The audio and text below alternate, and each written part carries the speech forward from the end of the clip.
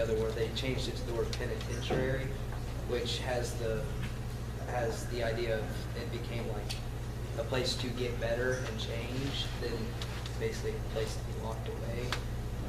I don't know. I don't have exact words. But there was a prison reform to where it became an idea to make a prison a place for somebody to give them an opportunity to change instead of just keeping them away from society.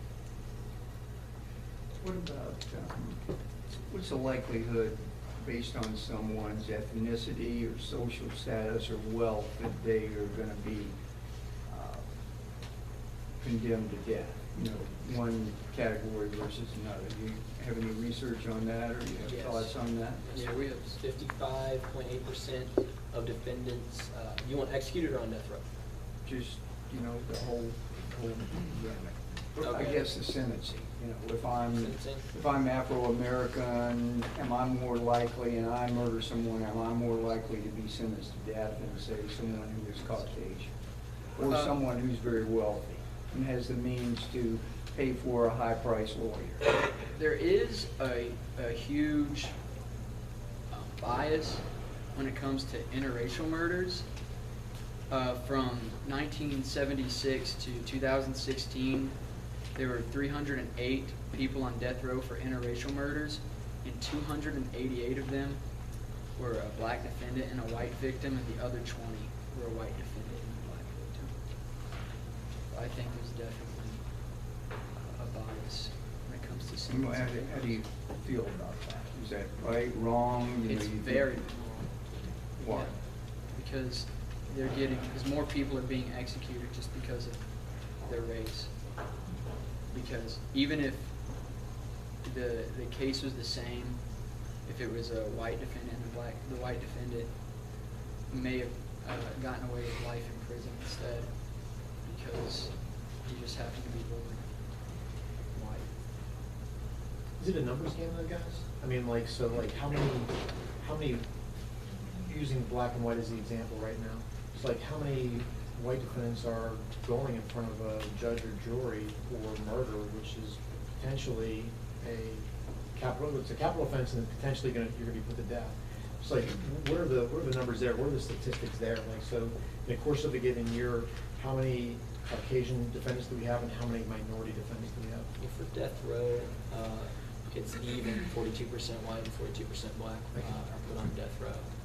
And then for executions, it's 55.8% white get executed and 34.2% black get executed. It kind of, is that just, the statute just gave disprove what we were just talking about then, right? That we were saying there's a higher probability of a minority being executed or put on death row? And am I following the stats correctly? That was the case. I think that was cases, right? I don't know if that means they necessarily didn't get put on death row. That was just the case. Okay. See, I would say that race doesn't have as big of a deal to play with it. I would say wealth has more of a deal thing to play with that, because if you have more money, you buy a better attorney, and who could be more likely to get you out of that situation versus the poor people. They tend to not be able to have the money to be able to pay for the good lawyers, and the lawyers that they are provided with really don't care, and don't really try, so they're not really let off the road as much. When we talked about the different, thrown out murder a lot, are there other crimes that typically will result in the death penalty, or is it just murder, or do you guys know?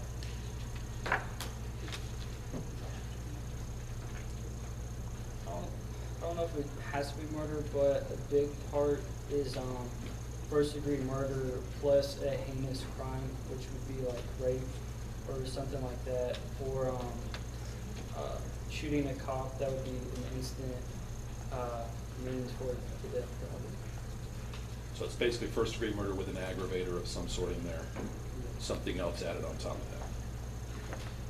Are there any restrictions on who cannot receive the death penalty? Yes.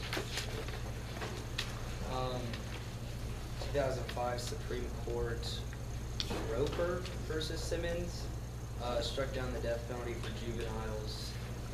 Ever since 1976, 22 defendants had been executed for crimes they committed as juveniles, so they might not have been juveniles when they were killed, but the crime they committed was when they were juveniles. So if you are a juvenile now, you cannot receive the death penalty. Any other group? People with intellectual disabilities. In 2002, the Supreme Court held in Atkins versus Virginia that it is unconstitutional to execute defendants with mental retardation. So, if you have a mental disability, if the person isn't aware, I guess. So are you familiar with any cases before the Supreme Court currently this term that deal with death penalty?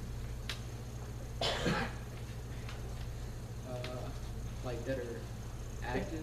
Yes, the Supreme Court will decide 2 cases this term dealing with issues relating to the death penalty. Are you familiar with those cases? Would it be like a Pittsburgh case? No. Would that be- And I haven't had time to get up there yet. I remember seeing them, but I don't Okay, know them specifically. that's fine. And I won't ask any questions about that. So do you think that those restrictions are appropriate? That those groups of people should be excluded or protected? Yes. Are there any groups that you would add to the list?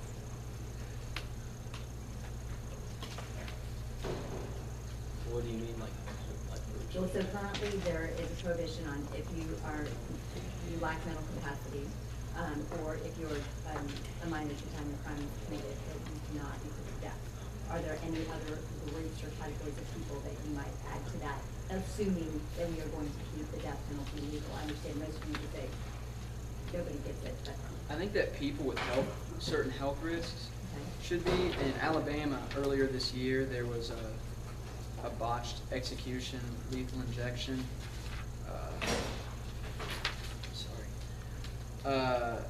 Doyle Ham, he was charged with murder in 1987, and on the night of February 22nd, they attempted to execute him using lethal injection, and it lasted 2.5. He had lymphatic cancer, and his attorney claimed that he shouldn't have the death penalty because it wouldn't work on him because his veins were really weak, and he had years of drug use, so it wouldn't go as well as it should have. And his execution lasted 2.5 hours, and they would attempt to stab him or inject him, and it wouldn't work. They couldn't find a vein, so they'd take it out and try a new spot, and they did it for 2.5 hours until they called it off because he was bleeding so badly. And I think in cases like that, where it goes against the cruel and unusual punishment, because his attorney said that he was sore for the next several days, that they punctured his bladder, so he had, problems going to the bathroom and whatnot. So I think that if you have a medical issue like that, where it would go against cruel and unusual punishment, I think that they should have a death penalty. If someone murdered one of your parents in cold blood, what do you think? What would you want? Your parents. Someone broke in your home, murdered them in cold blood, and you came home and found them. Yeah. Immediate emotional reaction would be like, I want them dead, even tortured, stuff like that, because I want them to feel what they're basically making me feel. And while I would want that, capital punishment shouldn't just apply to me. Say, I have this case for this person, I know he's guilty, and here's what he's done to me. So the state should be able to execute him, because if you have it for one person, for one crime, then anyone is subject to it. So I think it shouldn't change just for what I want. In that case, I would want my parent back, but no matter what you did, that wouldn't happen. So I don't think killing them would make me get my parent back, which is all I care about. So in that point, I'd send them to prison because I wouldn't want anybody else to feel what I feel. Which I don't even think that scenario would meet the criteria for someone to get the death penalty, because it would have to be first degree murder plus something else. And that scenario would just be murder. Unless they broke into the house to rob. Say they broke in the house to rob, and in the process of robbing, they murdered your parents.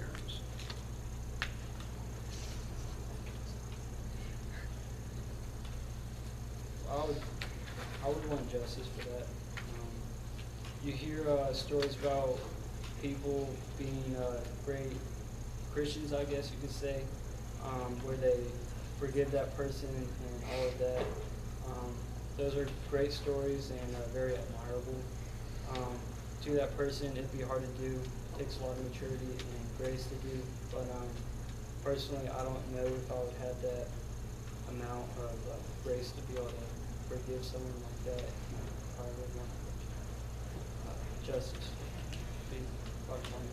If the victim of a crime forgives the perpetrator of the crime, should the penalty be absolved?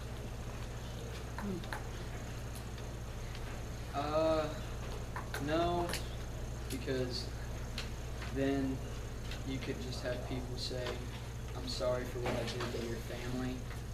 Can I please get my sentence reduced? Or could I please be absolved of my crime? They may not mean it. I think that it should still stay exactly how it was, but I think it would just lead to a lot of people lying about how they actually feel about it. Reforming and finding Christ through a prison system. So if the purpose of the death penalty isn't really to deter crime, because we have statistics that it's not to deter crime. We have information that says that it doesn't really make the victims feel any better, and potentially that victim could forgive the perpetrator. What is the purpose of capital punishment? That's what we started to ask ourselves. When it doesn't deter people, and when it's cheaper, or when it's more expensive, I'm sorry, and people aren't getting any closure from it, I don't think it has a purpose at all. Let me ask you a little bit about your statistics that say it does not deter crime.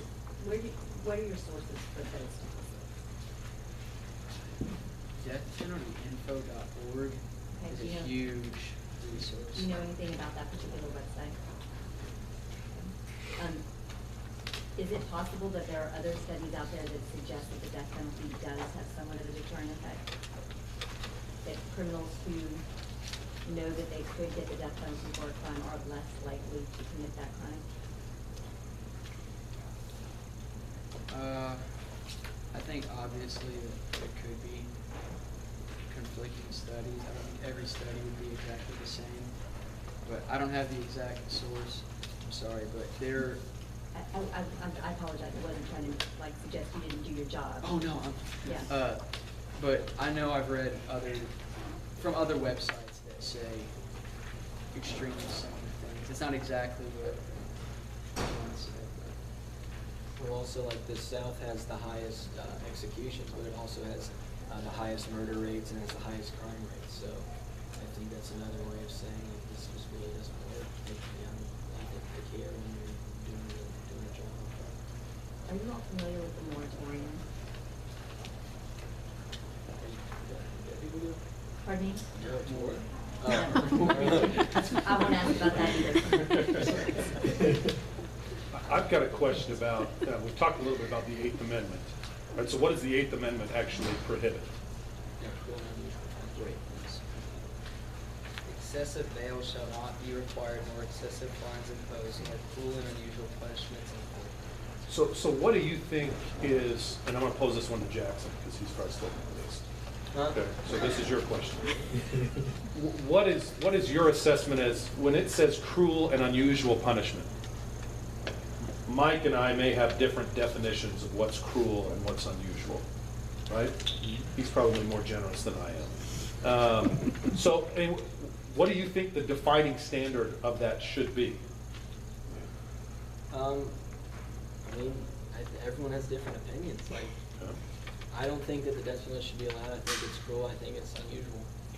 Now, if we think about when the Constitution was written, we're talking 220 years ago, right? They are just finished up a war where a lot of people have been killed on both sides. So, to me, it seems like a rough textual argument to say that saying that killing someone is cruel and unusual is really cruel and unusual. If it's just happened thousands of times in people's backyards during the Revolutionary War, I don't know that we could say it's cruel or unusual to have somebody die or to kill someone, because we just had it during this war period. So do you think it's appropriate to define it during that time? That what did the original people who wrote it, what did they define as cruel and unusual? Or should it be more our standards today, like you were saying, I don't think, I think that that's more cruel or that's I unusual? think it should. I think as a society, we've changed a little bit. Okay. So I think it should go as like what we feel today. Should that apply to other portions of the Constitution? That's a different conversation. Focus on other areas of the Constitution. Are there other thoughts on that? What do you guys believe should be the defining standard of cruel and unusual? I don't think there can be a defining standard. 'Cause I think every person could have something different in their mind what cruel and unusual means. In 1977, so this was a little bit ago, there was a court case where the Supreme Court stated that the unnecessary and wanton infliction of pain constitutes as cruel and unusual punishment. But then in a more recent case in '86, the Supreme Court stated that the action that may seem like an unconstitutional, unnecessary, and wanton infliction of pain may be constitutional if the infliction of pain is done in a good faith effort to restore discipline, rather done maliciously to cause harm. And I think if you're injecting somebody legally, you're causing a lot of harm. So, So what are the current types of execution used in the United States? How do we put people to death right now legally? The standard is lethal injection. All 30 states use lethal injection, but some states have different alternatives if the person is given the opportunity to choose.